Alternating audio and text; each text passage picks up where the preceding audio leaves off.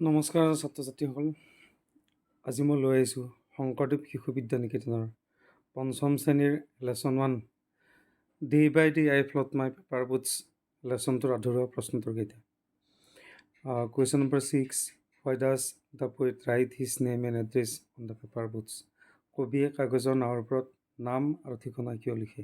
Answer, the poet writes his name and address on the paper boats because his hope is that someone in some strange land will find them and know who he is.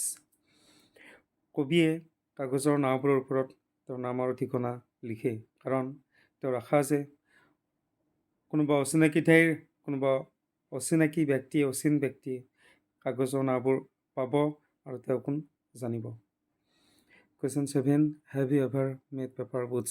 তুমি কেতিয়াবা কাগজৰ নাও বনাইছানে? Answer, yes I have made paper boats many times. হয়, মই বহুতবাৰ কাগজৰ নাও বনাইছোঁ। Question 8, write the name of the poet and write 3 simple sentences about him.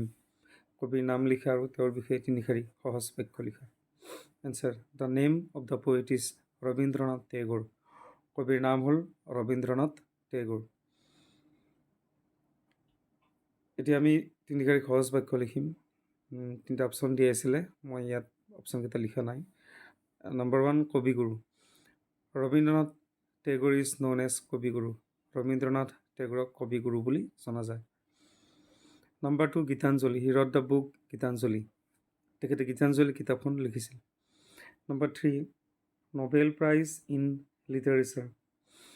Rabindranath Tagore got Nobel prize in literature for his poetic creation Gitanjali.